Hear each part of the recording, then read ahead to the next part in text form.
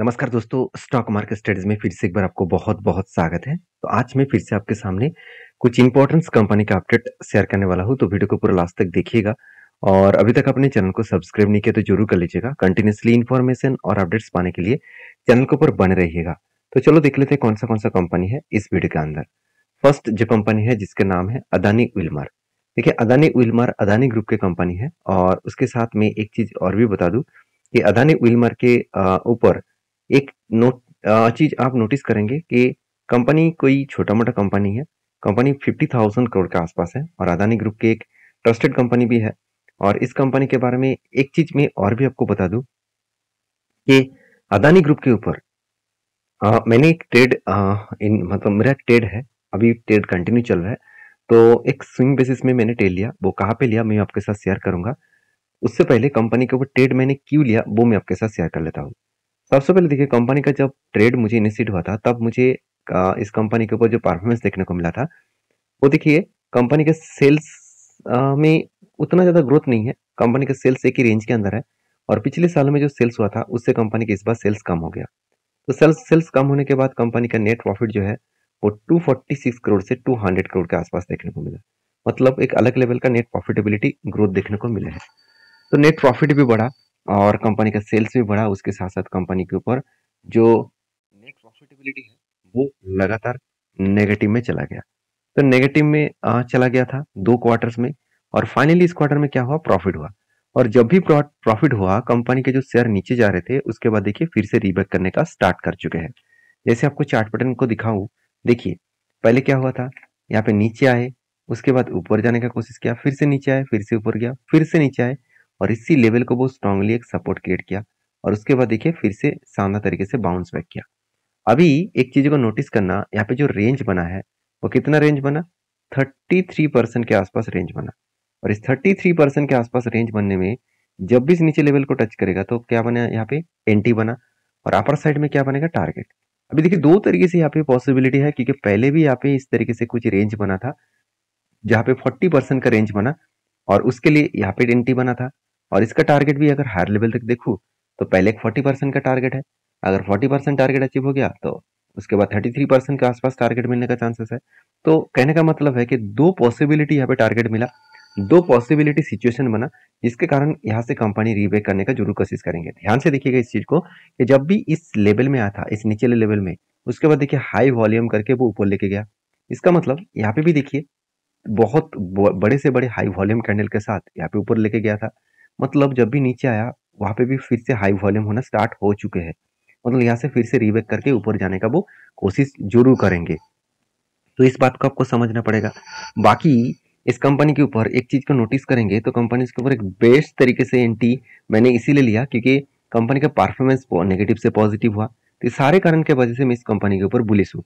और जब एंटी लिया था मैंने इस जगह पे तब मैंने इंतजार भी किया, इतना बड़ा फॉल हो गया। मुझे बहुत सारे दोस्तों ने कमेंट्स भी किया, सर आपका तो बहुत ज्यादा लॉसेज चला है और आप तो डूबने वाले हैं। हाँ, आपके बात सही भी है, मैं डूबने वाला हूँ मगर अभी तक डूबा नहीं क्योंकि इतने दिनों से मैं ट्रेड कर रहा हूँ। तो हाँ, पहले मैं डूब गया था जब मुझे इस इतने सारी चीज़ों का नॉलेज नहीं था, जब मैंने कोर्सेज नहीं किए। जब मैं सारी चीज़ों को पढ़ा, कोर्सेज किया, बहुत सारे बुक्स पढ़े, तब मुझे पता चला कि एक्चुअली मुझे करना क्या है। पहले हम बहुत ज़्यादा गलती करते थे और बहुत ज़्यादा लॉसेस भी हो जाता था। किस तरीके से लॉसेस होता था कि जब भी मैंने मान के चलिए यहाँ पे एंट्री लिया, उसके बाद नीचे आया तो मैंने डर के माल बेच दिया और उसके बाद देखा कुछ दिन बाद वो टारगेट अचीव हो गया। तो इस तरीके से बहुत सारे लॉसेस मैंने किया। और जब मैंने स्टडी किया तब मुझे पता चला कि अच्छे कंपनी के ऊपर आपको पेशेंट के साथ बने रहना होगा।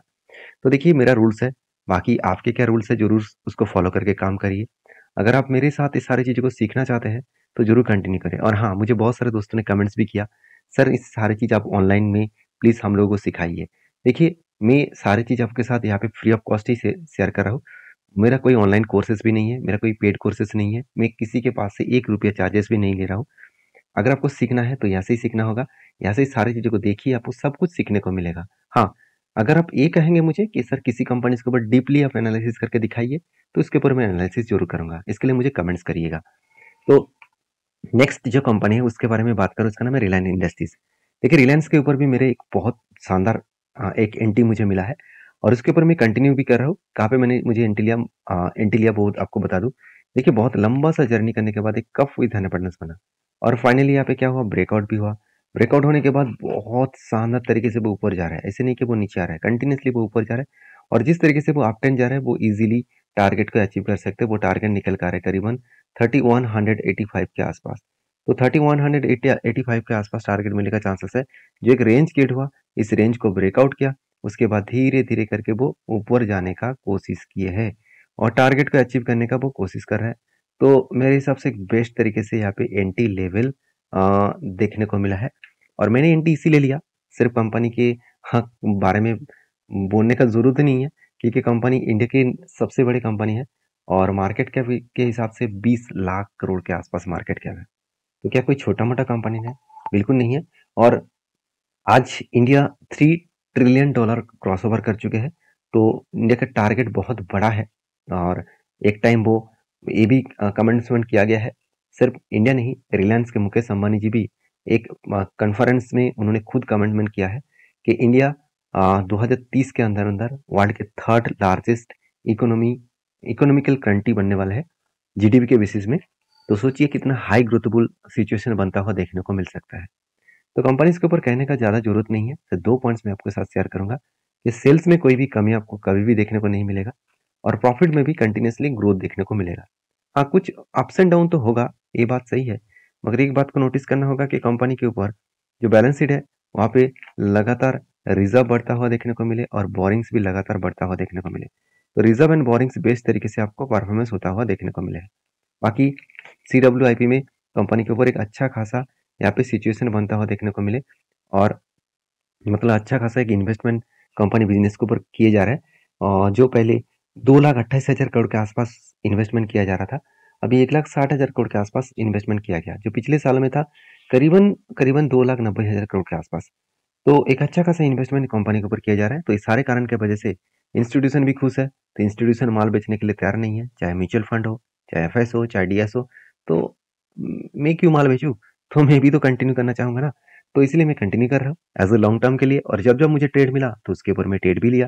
तो मेरा यहाँ पे ट्रेड कंटिन्यू हो रहा है। तो आपके क्या ओपिनियन है जरूर कमेंट्स करना। जब एंटी बना था तब मुझे बहुत सारे दोस्तों ने मुझे कमेंट्स किया था, सर आप बार बार इसी पैटर्न्स को फॉलो करके एंटी करते हैं, क्या इस पैटर्न्स में आपको क्या रखा है? देखिए, जो पैटर्न्स मुझे प्रॉफिट दे रहा है तो क्या उसको छोड़कर दूसरा पैटर्न्स में यूज करूँ? देखिए, हमेशा मैं एक चीज मैं आपको बार बार बोलता हूँ, मुझे इस मार्केट में एक चीज समझ में आ गया कि ब्रूस ली का एक बात है, आप ध्यान से उस किताब को पढ़िएगा। ब्रूस ली का एक किताब में लिखा गया है, उन्होंने एक बात कहा, याद रखिएगा, इस बात जब तक आपके दिमाग में नहीं घुसेंगे तब तक आप कभी भी प्रॉफिटेबल ट्रेडर नहीं बनेंगे। तो उनका कहने का मतलब है कि कोई व्यक्ति अगर बहुत सारे अलग अलग रूल्स को फॉलो करके वो अगर कुंफू सीख रहे हैं तो उससे ब्रूस को डर नहीं लगता है। ब्रूस को उस व्यक्ति से डर लगता है जो एक ही मतलब स्ट्रेटजीज को बार बार अप्लाई कर चुके हैं। मतलब जो स्ट्रेटजीज में आप एक स्ट्रेटजीज दो स्ट्रेटजीज को पकड़ लीजिए, जहाँ पे मस्टर बन जाइए, उसमें आपको प्रॉफिट मिलेगा ही मिलेगा। क्योंकि मैं जब तक जब जब इस तरीके से स्ट्रेटजी को आपको साथ शेयर किया हो, आप एक बार नोटिस करके देखेंगे उस स्ट्रेटजीज में मैं हमेशा आपको प्रॉफिटेबल, जहाँ पे मुझे प्रॉफिट हुआ वो भी आपको साथ शेयर किया हो। तो प्लीज़ सारी चीज़ों को सीखिए। ऑनलाइन सीखने का मतलब कोर्स करने का ज़रूरत नहीं है। आप सारी चीज़ों को सीख कर काम कर सकते हैं। खुद की इम्प्लीमेंट, खुद की ग्रोथ ज़रूर कर सकते हैं। बाकी देखिए, हर किसी लोग तो बोलने बोलने का लोग तो रहेंगे ही, तो बोलते रहेंगे, इसमें मुझे कोई फ़र्क नहीं पड़ता है। बाकी दोस्त तो मेरे साथ है ना, तो यही मेरे लिए काफ़ी है। तो नेक्स्ट जो कंपनी उसका नाम है टाटा पावर। देखिए, टाटा पावर एक टाटा ग्रुप की ट्रस्टेड कंपनी है। इसके ऊपर मैं हमेशा एक बुलिश जैसा फीलिंग्स मुझे देखने को मिलता है। तो टाटा पावर के ऊपर मेरा जो करंट जो सिचुएशन है, मैं अगर टाटा पावर के बारे में बात करूँ तो एक बार मैं आपको चार्ट पैटर्न दिखा दूँ और भी बाकी डिटेल्स क्लियर कट हो जाएगा। देखिए, टाटा पावर के ऊपर मैंने एक ट्रेड लिया। वो ट्रेड किस बेसिस में है, ध्यान से देखिएगा। यहाँ पे देखिए, बहुत दिनों से एक रेंज क्रिएट हुआ, मतलब इसी रेंज के ऊपर होल्ड करने के बाद फाइनली यहाँ पे ब्रेकआउट हुआ। तो जब ब्रेकआउट हुआ, मैंने ब्रेकआउट के ऊपर एंट्री नहीं लिया। मैंने कब एंट्री लिया, ध्यान से देखिएगा। ब्रेकआउट होने के बाद मुझे चाहिए था एक रीटेस्टमेंट। यहाँ पे मुझे रीटेस्ट मिला और यहाँ पे एक कैंडल मुझे मिला और यहाँ पे कंफर्मेशन मिला, क्योंकि यहाँ पे एक सपोर्ट लेवल में कोई भी कैंडल इस तरीके से बनता है तो इसको हैमर जैसे कैंडल कहा जाता है। और उसके बाद देखिए फाइनली यहाँ पे एक बिग ब्रेकआउट हुआ। तो इस लेवल के ऊपर मैंने एंट्री लिया। एक्चुअली इस लेवल के ऊपर मैंने एंट्री लिया, थोड़ा सा मैं ऊपर कर देता हूँ। हाँ, यहाँ पे मुझे एंट्री लिया और मेरा जो टारगेट है वो टारगेट करीबन करीबन मैंने 30% के आसपास टारगेट लेके चला। और इस तरीके से टारगेट लेने का दूसरा कोई मकसद नहीं है। मैं हमेशा कुछ इस तरीके से रूल्स को फ़ॉलो करता हूँ। आप भी कुछ आपके रूल्स के हिसाब से फ़ॉलो कर सकते हैं और मैं जब तक टारगेट नहीं होगा तब तक मैं इंतज़ार करूँगा और कंपनी बेस्ड है तो इसलिए मुझे उतना रिस्क भी नहीं लग रहा है। बाकी आपकी क्या राय है? टाटा पावर के ऊपर ज़रूर मुझे कमेंट्स करके बताना।